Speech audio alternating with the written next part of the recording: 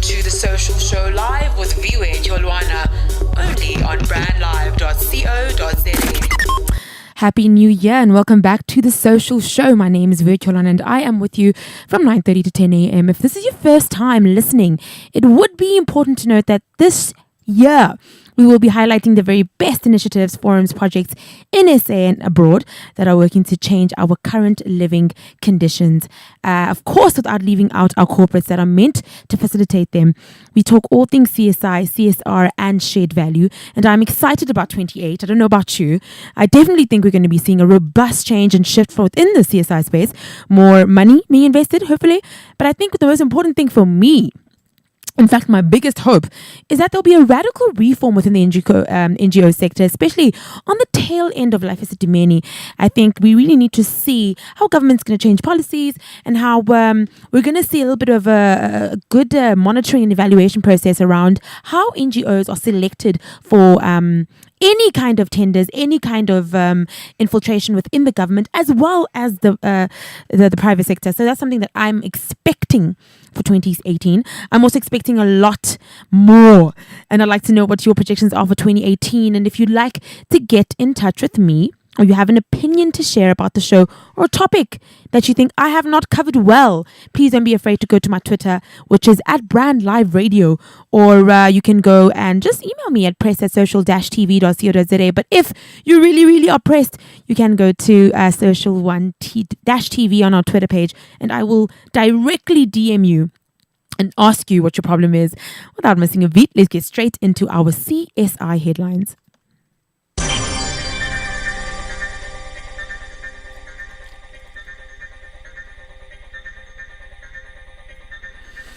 So after announcing the comeback of the Buy a Pen, Donate a Pen campaign during the 2018 back to school period, BIC marketing manager of stationery Southeast and Central Africa, Ronette Kishan, says the campaign will be a primary focus in 2018 in line with the commitment to advocate for education opportunities and allowing children to apply their energy to their dreams for the future. Kishan also explained that by buying any one of the 20 specially marked BIC or BIC pens or packs carrying the Buy a Pen or Donate a Pen sticker, South Africans will be giving underprivileged children the tools needed for learning. Each year, over 500 schools in the township and rural areas are provided with BIC pens, with the majority going to primary schools. In other news, park rangers in Africa's most famous rhino reserve are going high-tech to push back against the relentless assault by horn poachers thanks to a 10 million injection.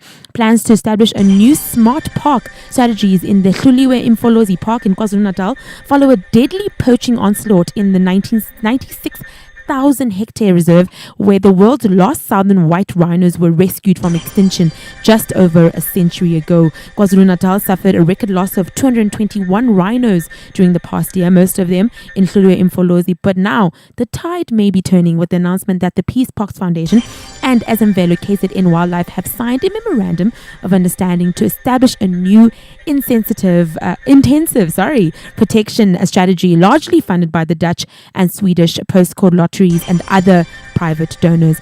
And lastly, in our news, air quality in China's notoriously smog-ridden capital in 2017 was the best since pollution control measures were implemented 5 years ago. The Beijing government announced this past Wednesday. The city met its targets with a year-on improvement of regional air quality and overall favorable meteorological conditions. A statement which was posted in the Beijing Municipal Environmental Protection Bureau website.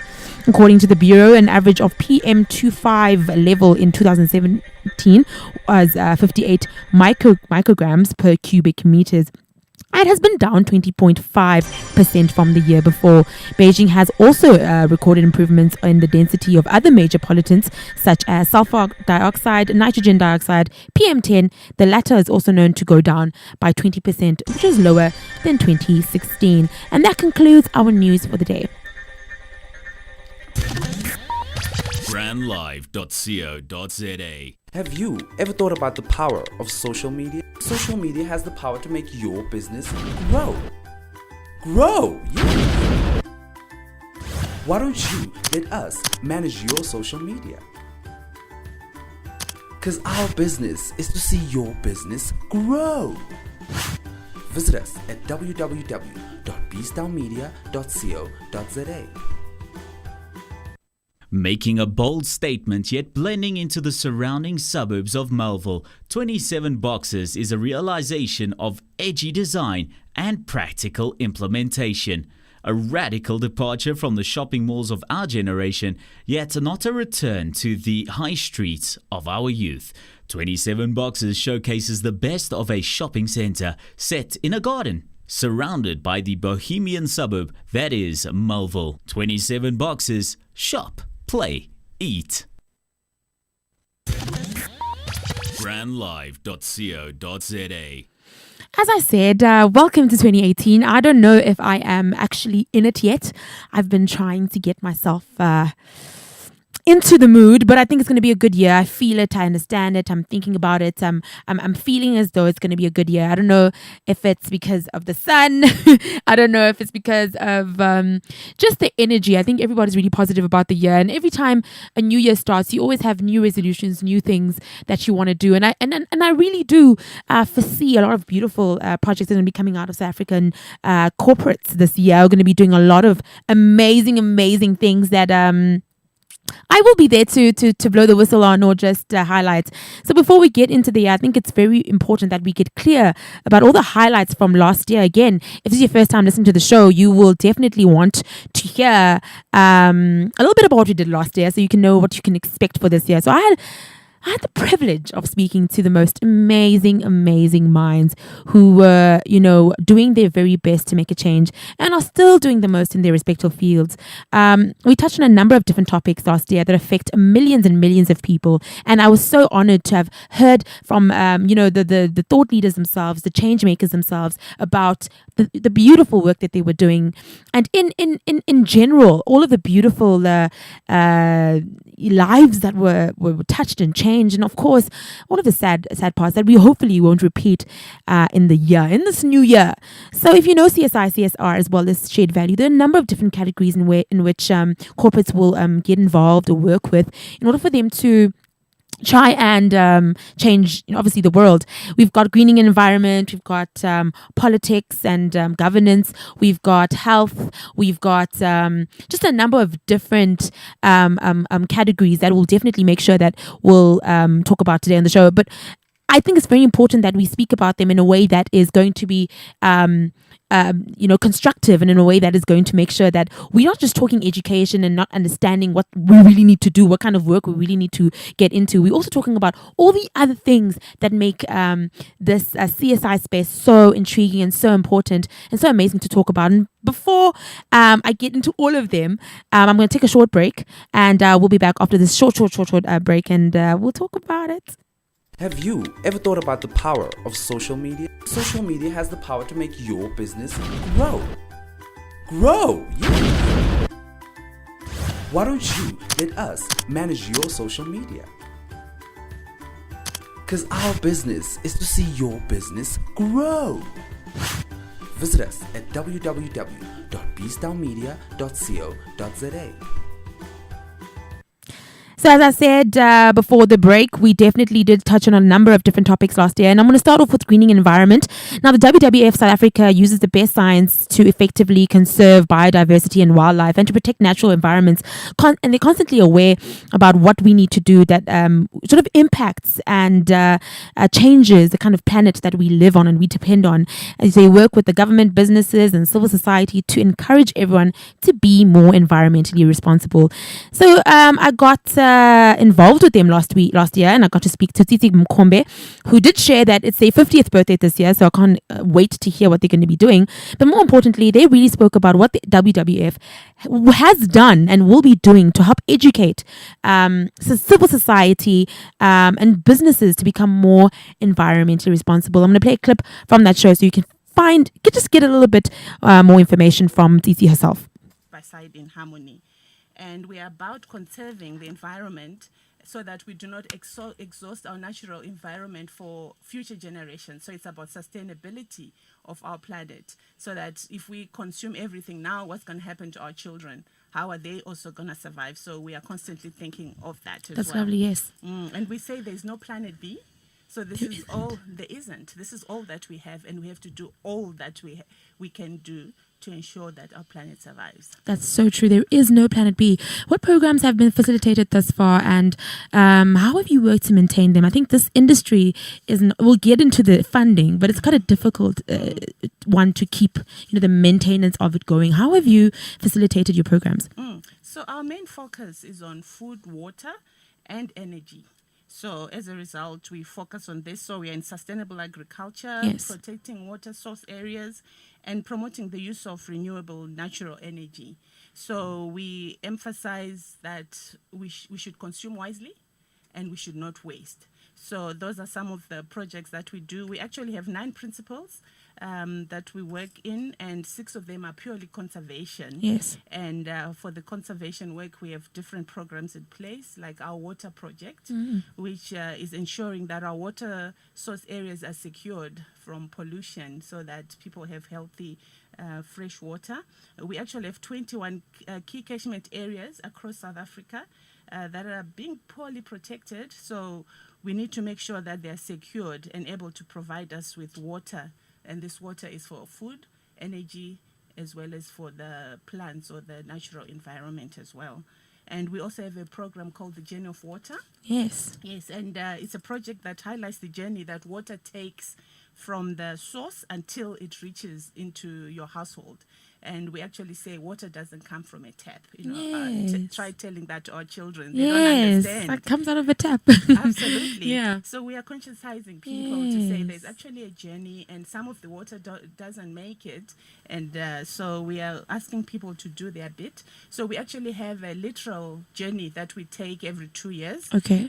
We invite some influencers that will be able to tell our story out there to come on a journey with us from actually the source of the water all the way, so that they appreciate the journey that our water takes until it gets into our houses. Yes. And this has been very successful. Yes. And it's been now a best practice that other countries like Zambia and Brazil have also started to do, but it started here in South Africa. That's beautiful. And that was Sisi Mkhombe from WWF talking about the journey of water, talking about the importance of water within the WWF.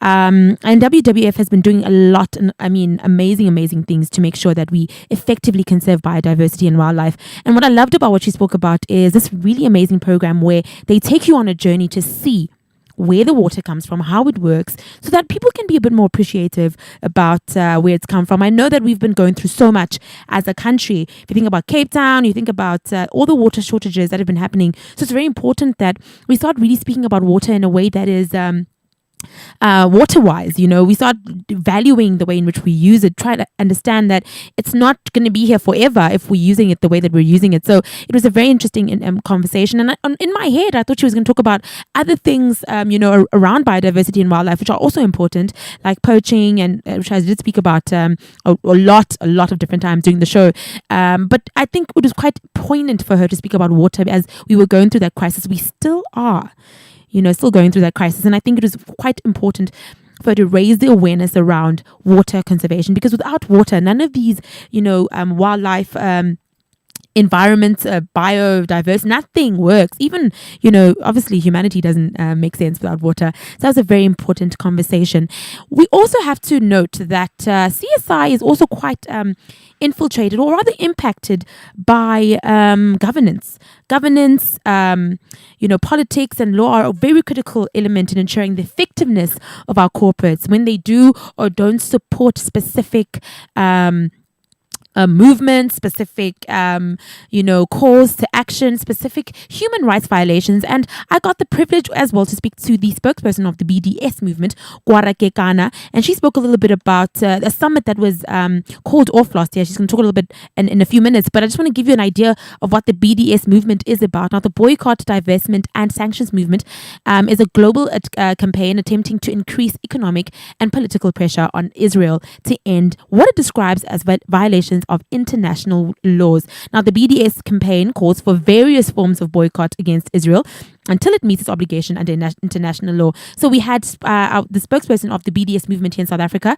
who is Gwara Kekana, a very good friend of mine, speaking a little bit about the importance of understanding the politics, how politics, governance and law play into CSI. Let's have a listen.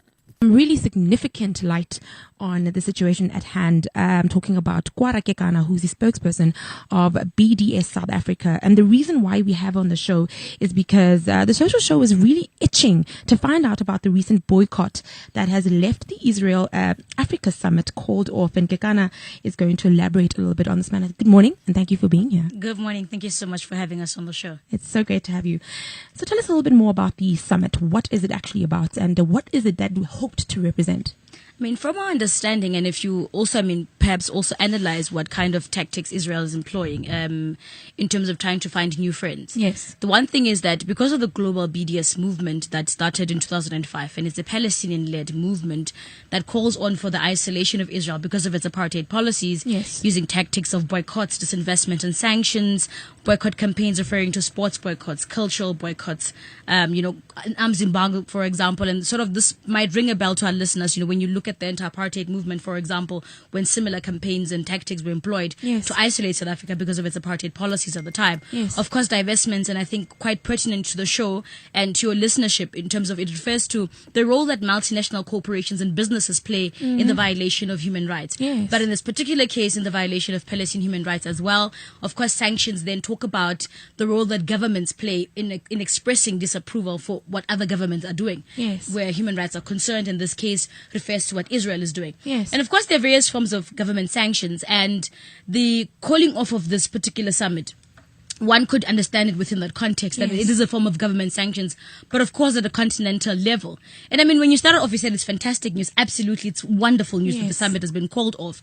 Now, Israel, because of the BDS movement, is losing friends in various Yes. regions, in Latin America, in the European continent. Ironically as well, in the US, on the ground, even though people are saying that what Israel is doing, especially young Jewish comrades on the ground, in campuses, are saying what Israel is doing must not do it in our name as Jewish people. Yes. So you have progressive organizations in the US, and I'm particularly, focusing a bit on the US because they get so much support, Israel, from the US and the White House, Obama's administration in the past, but of course also Trump's administration today, the kind of military support that it gets, in terms of the arms, aid, you name it, right?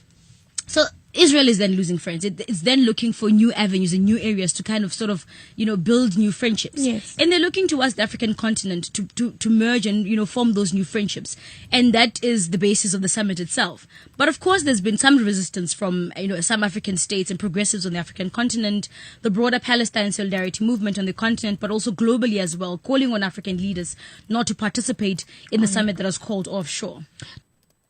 That was Kwara Kekana, spokesperson, of BDS, who's such a vibrant, amazing spirit that I always enjoy talking to, who is so involved in what's happening in Israel and what's happening in other countries, especially South Africa, to help support the BDS movement. Of course, quite it's a hard topic to actually just get into if you're a corporate and you're in CSI, because really, there's a lot of different things that could affect your stance, but I think it's very important that we do give that space and that platform to voices that are trying to help the quality of lives of other people. Of course, we cannot take a stand and say this is what we believe and what we support.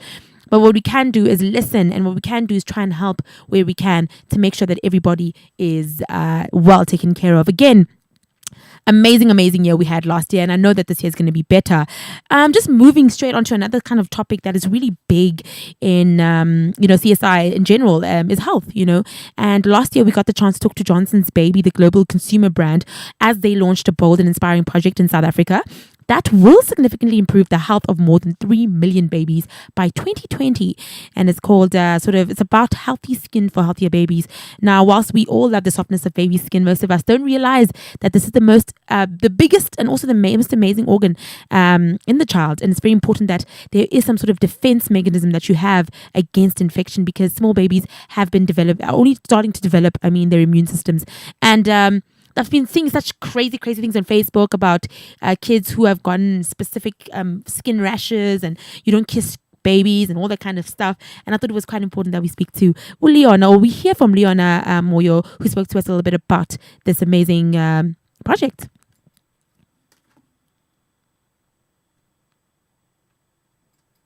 Yes, as I said before, I went on to the break, is that Johnson's Baby are on a mission to reframe parents' skin care decisions for their babies. They are looking to achieve this through the Johnson Baby Healthy Skin Project, and this project that aims to improve the lives of about 3 million babies in South Africa by 2020. There's so many different elements to this project, including their long-standing relationship with Njani Clinics, which I think is fantastic, where you see sort of the brand support professional nurses who are also owners of the Njani Clinics in offering better and affordable healthcare options for mothers and babies of South Africa. There's also a vegetable garden in the mix, which has also been implemented in the clinics, and we'll be chatting about this great synergy between Johnson Baby and Njani Clinics in a little bit. And as I said, I have a guest on in studio today who is a little bit late. I have to tell the people that you're a little bit late, but you're here. Thank God. I just learned never to trust Google Maps. Don't trust Google Maps. Don't trust Google Maps. I've got Leona. I don't know how to say your name properly. Leona. I'm sorry. I call you Leo. I got Leona Leo is fine. Moya, who's the project manager, representative from Johnson's Baby, rather. And she is going to be telling us a little bit about this amazing project and this amazing partnership. Thank you so much for coming, by the way. Welcome. It's my first time meeting you. Thank you for having me. Thank you so much. I think let's just get straight into it. I think it's such an interesting initiative. Let's talk a little bit about Baby Healthy Skin Project. Where did it begin and why? We launched this project in May this year. Yes. And the reason why it was launched is because there is such a great need for education around this topic. A lot of new moms and also experienced moms do not know about the importance of healthy skin for babies. Yes. They do not know about the importance of taking care of baby skin. And one thing that I've learned from being around is also the fact that a lot of mothers are not aware of how dangerous is it to use like the same soaps Products, and yeah. products that we use as adults on babies. Yeah. They do not know because some households, especially households where they cannot really afford to buy a lot of products a month, so they just settle for one common soap that everyone uses in the house and everything. Wow. But they do not realize that they're actually harming the baby skin. That was Leona Moyo from Johnson & Johnson. I think it's very important that we do talk about our babies' healthy skin, but more than that, just in terms of health this year, I really hope that there more initiatives will come out of trying to help the babies. I mean, babies have a very mothers rather have very little information. And what I loved about this specific project was their infiltration, or rather their collaboration with Njani Clinics, which is a clinic service, mobile service that is in the townships, which I think is very important because when you're a new mother, when you're a young mother, a lot of teenage pregnancies coming out, a lot of babies are being born. So it's very important that there's readily available information about what you need to use on your baby's skin, how you need to make sure that you're not just using the same soap that you're using to bath the baby, to make sure that your child is safe and to make sure that your child doesn't get any weird disease or whatever. And there's a lot of things coming out now about hygiene and health, and I think it's very important that we stress that. And I think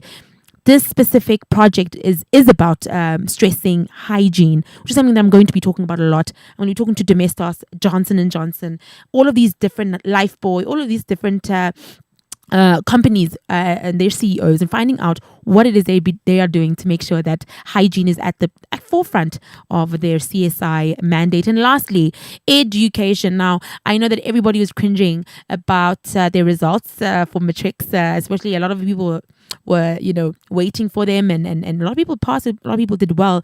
But as I watched the ceremony announcing the top students, I heard something that was really important to me, was that ECD is where a lot of the work needs to be done. A key determinant of ECD is the level of competence of the ECD practitioners. And when we get our ECD phase, which is our early childhood development stage, right, we can then find an easier transition for young kids to get into school, get into the right spaces, study more, get visually stimulated, be more attentive, be better in schoolwork.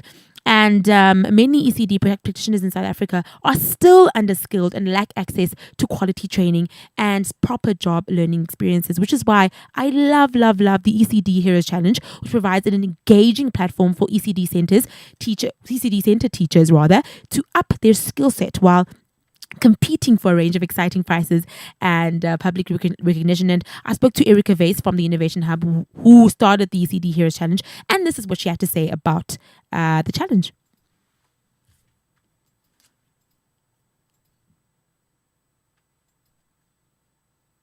And everything that goes into the challenge. Can you give us a brief history on Innovation Edge as an entity and the work that you've been doing so far? Absolutely. So Innovation Edge is a grant and investment fund that seeks out innovative and scalable solutions to early childhood challenges in under-resourced communities. Oh, lovely. And why is, I know you guys are really trying to sort of perfect the education within the ECD phase. And why do you think this, the ECD phase is so critical? The foundations for language development, literacy, numeracy, social skills, and cognitive functioning are all embedded in the brain in the first 6 years of a child's life. Yes. By the age of 3, largely 90% of a child's brain architecture is determined. So if you think about the child's brain as a sponge and a sponge's ability to absorb water, yes. Similarly, a child's brain ability to absorb learning is largely determined in this very, very early age and really determines the life trajectory of that individual. That's very true. That was Erica Vase from the Innovation Hub talking about the importance of the quality of ECD space, which is the early childhood development. It's very important. And I think there's been such poor results within that space because we have poorly trained professionals and a lack of real personal growth prospects for ECD practitioners. I think not a lot of kids coming out of school, coming out of varsity want to get into the ECD space, which is one of the biggest issues, is that it feels so draining and it feels like you're not really doing much with your life and there aren't really good incentives around that space. So of course we're going to have sort of an incompetence when it comes to the ECD practitioner in itself. But also I think it's very important that we value and we appreciate the critical work of ECD practitioners and how they perform it. I think it's very important that we look at that this year. We look at what our ECD space is looking like. What is the discourse for the year? What are the challenges and how do we fix them? And how do we make this space attractive to people coming out of university, people who are starting their lives, who can really change the lives of young kids? And that's, I think, the great 360 about education, which I love, is that when you are educated and you do want to be an educator, it's so beautiful to see how people transition from being a student to being an educator. But if you aren't being incentivized, if you're not being valued, and also if the work that comes out of that space isn't really up to quality and up to standard, as Erica spoke, if the architecture of the entire ECD space is not up to scratch, you find that we're getting kids getting into high school, getting into primary school without, really good foundation, a really good foundation within education, within mathematics, within science. And if we want to make, to make sure that kids become these great professionals in the working world, we have to look at the ECD space. Today we won't have things to remember, but if there's anything I want you to remember is that this show will always give you the right information along, the thread of CSR, as well as shared value. All we want to do is make sure that you are inspired as a CEO, as a corporate, to do something that is going to change your environment, whether it's in your workplace or outside of your workplace, whether it's in your environment or it's not in your environment, whether it is in health, in education, in disaster relief management, in all of it, in greening and environment, and in just preserving our culture. In every single facet, you can do something to make this world better, and you can definitely contribute to the NDP plan, to sustainable goals, and more than that, to Vision 2030, which is the ultimate goal. My name is Viwe Cholon, and I am back on air. It's happy 2018. I'll be back again, same time, same place, only on brandlive.co.za. You're listening to brandlive.co.za. brandlive.co.za.